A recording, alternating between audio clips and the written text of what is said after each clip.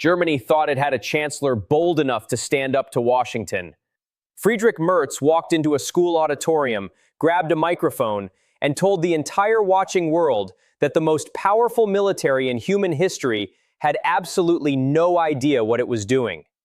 He compared America's Middle East strategy to the catastrophic collapse in Afghanistan.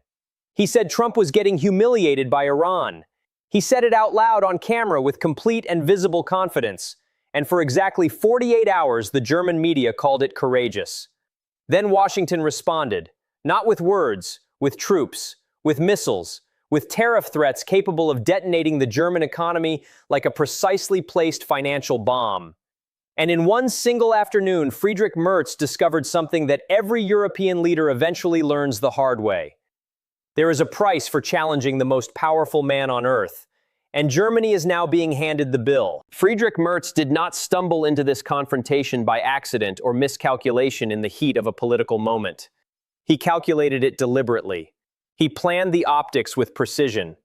He believed that standing publicly against Washington would position him as the new face of European assertiveness, signal to Brussels that Germany had returned as a confident and genuinely independent power, and generate the kind of domestic political strength that comes from appearing unafraid of the most powerful office on the planet. What he did not calculate was the speed, the scale, and the surgical precision with which Donald Trump would dismantle that calculation in real time, without hesitation and without mercy. The moment Merz stood in that Marburg school and described the United States as being humiliated by Iran, the clock began running in Washington with an urgency that Berlin did not perceive until it was far too late to alter the trajectory of what followed. Senior officials inside the Pentagon were fielding calls within hours of the statement landing in American newsrooms. Trump's inner circle, the same people who had been monitoring European leaders with focused attention for any publicly visible sign of deliberate defiance, flagged the statement immediately and without ambiguity. This was not categorized inside the West Wing as a diplomatic disagreement between allied governments operating within the normal friction of a close partnership. It was treated as an act of calculated political provocation by a leader whose country's fundamental security depends entirely on continued American military commitment.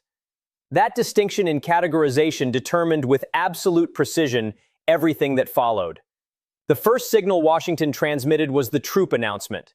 The Pentagon formally confirmed that 5,000 American soldiers currently stationed on German soil would begin the withdrawal process within months. On paper, this reads as a standard repositioning of military assets within a globally distributed force structure. In operational reality, it is a message composed in the specific language that Berlin understands with the greatest visceral clarity: the language of security guarantees and their removal. Germany currently hosts approximately 35,000 American troops across its territory. Those soldiers are not simply military personnel fulfilling a rotation assignment. They are a living physical guarantee. They represent the concrete embodiment of the commitment that any attack on German sovereign territory triggers an automatic American military response of overwhelming consequence. Remove even a carefully measured fraction of that presence, and you begin eroding that guarantee in ways that no subsequent diplomatic statement or alliance reaffirmation can fully reconstruct in the minds of adversaries who are watching every adjustment with professional attention. Merz understood this with perfect clarity.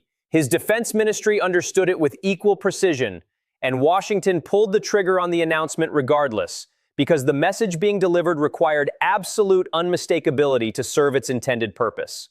But the troop withdrawal, as strategically damaging as it was in its immediate implications, was not the action that produced genuine paralysis inside the German government. The move that stopped Berlin in its tracks was the cancellation of the Tomahawk cruise missile deployment that Germany had been counting on as a cornerstone of its updated deterrence architecture. To understand why this particular cancellation landed with the force it did, you need to understand what those missiles actually represented in the practical calculus of German national security planning. Germany sits at the geographic heart of Europe and has spent 3 consecutive years watching the war in Ukraine unfold at distances measured in hundreds of kilometers from its eastern border.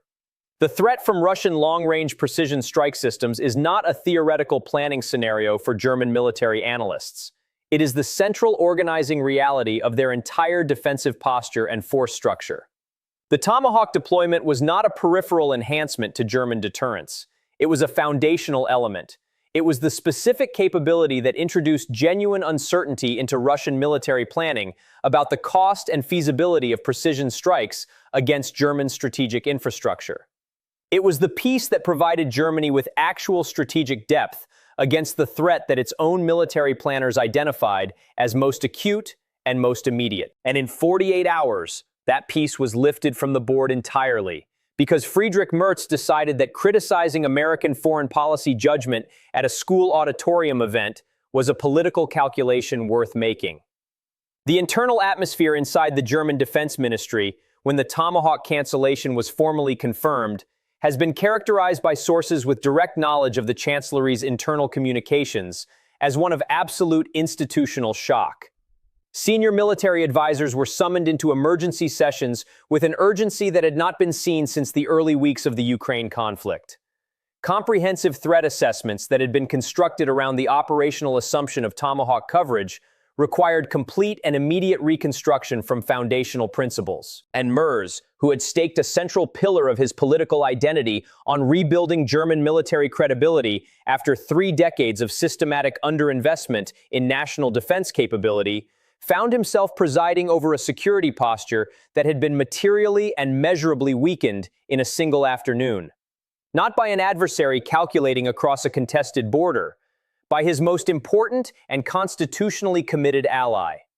Trump's public statement directed at Merz completed the humiliation with a thoroughness that removed any remaining ambiguity about the nature of the relationship being defined.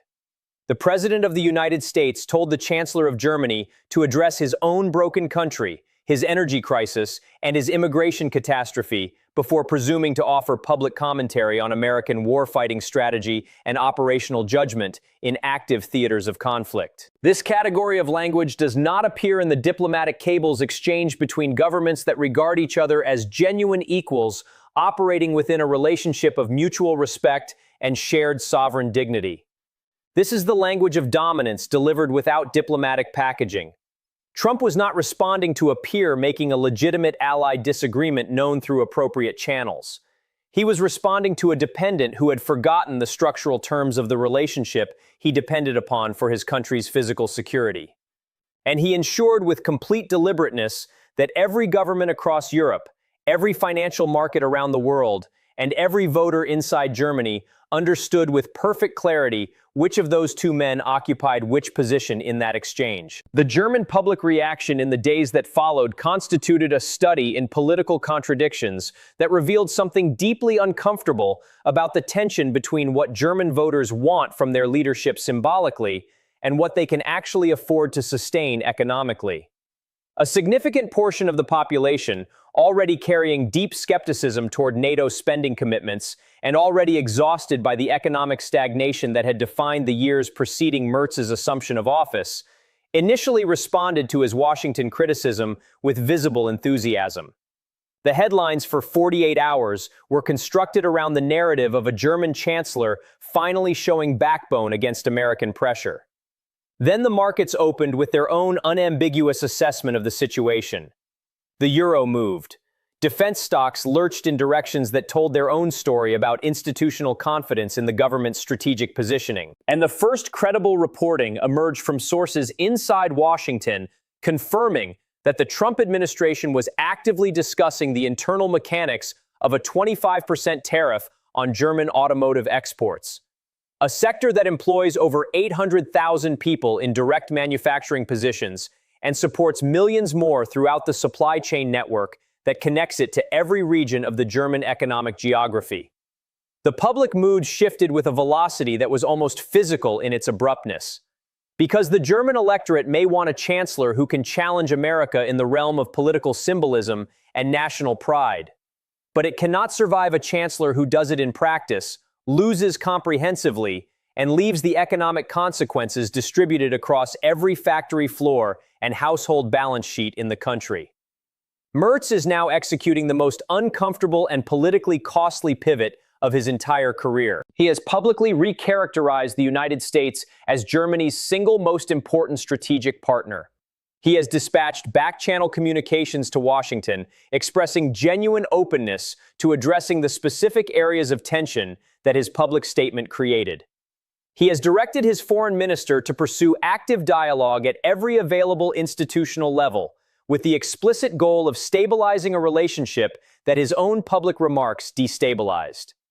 But the brutal operational reality of the position Merz now occupies is not softened by any of those corrective measures.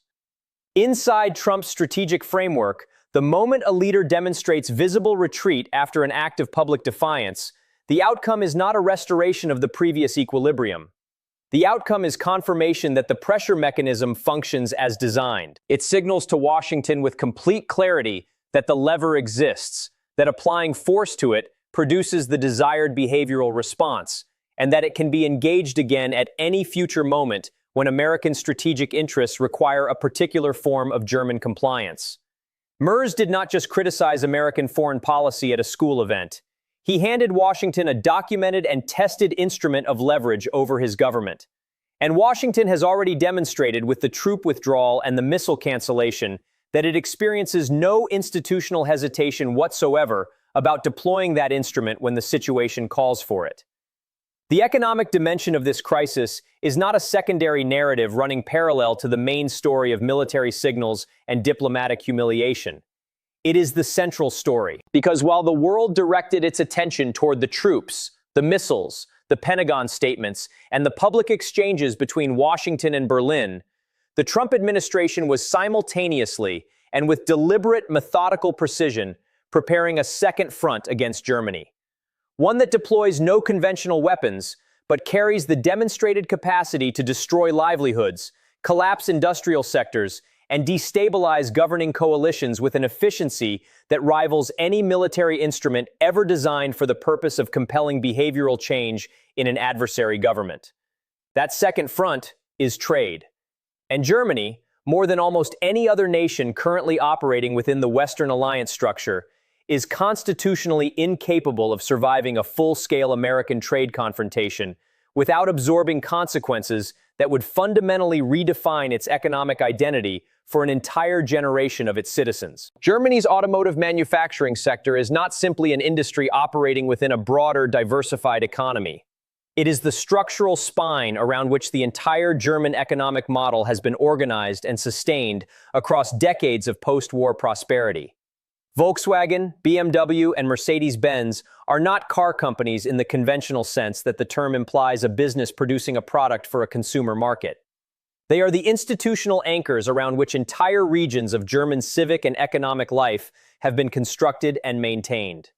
Their supply chains reach into every corner of the German Mittelstand, the dense network of medium-sized precision manufacturers that has historically functioned as the primary engine of German economic vitality and the foundational source of German political stability across successive governments of every ideological orientation. When the Trump administration began circulating internal discussions about the mechanics and timeline of a 25% tariff on German automotive exports to the American market, it was not targeting a product category in a trade negotiation.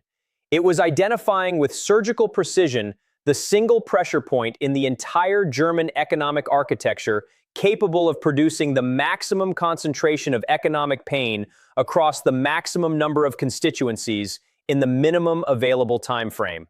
And it was ensuring through deliberate leaks to credible Washington sources that Berlin understood with complete clarity exactly what instrument was being examined and exactly what pulling it would produce.